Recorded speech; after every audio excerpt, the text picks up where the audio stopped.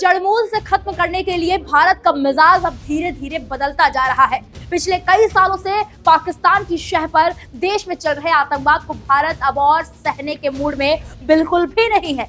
आतंकवाद के मामले में अब तक डिफेंसिव अप्रोच रखते आए भारत ने अब अपनी नीति बदलकर डिफेंसिव ऑफेंसिव कर लिया है। इस संबंध में दिल्ली में आतंकवाद पर अंकुश लगाने के लिए बड़ी बैठक हो रही है। केंद्रीय गृह मंत्री अमित शाह इस बैठक में देश भर के एटीएस चीफ के साथ मीटिंग करके दहशतगर्दों के दंश को हमेशा के लिए खत्म करने की रणनीति तैयार कर रहे हैं। मीडिया रिपोर्ट्स के मुताबिक दिल्ली में 5 और 6 अक्टूबर को हो रही इस बैठक में खालिस्तानी गतिविधियों, टेरर एक्टिविटी और गैंगस्टरों पर सख्त कार्रवाई के लिए रणनीति बनाई जाएगी।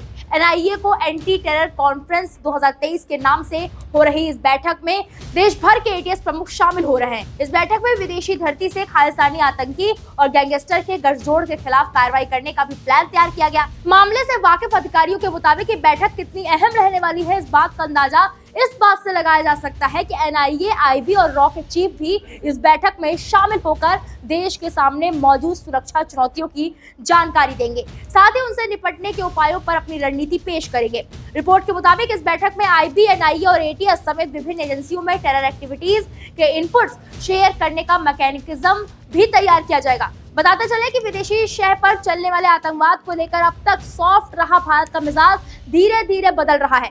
भारत अब न केवल देश में मौजूद आतंकवाद का सफलता के साथ सफाया कर रहा है, बल्कि उसे शह दे रहे पाकिस्तान और कनाडा जैसे देशों को खरी खरी सुनाकर घुटनों पर लाने के लिए मजबूर कर रहा है। इसी बीच पाकिस्तान और कनाडा में छिपे आतंकियों की रहस्यमयी हत्याओं को भी कुछ लोग भारत की बदलती रणनीति से जोड़ रहे हैं। हालांकि सरकार ने ऐसी घटनाओं में अपना हाथ होने से साफ तौर पर इनकार कर दिया है। जानकारी के लिए आपको बता दें कि ऑफेंसिव डिफेंसिव का डॉक्ट्रिन राष्ट्रीय सुरक्षा सलाहकार अजीत डोभाल का है।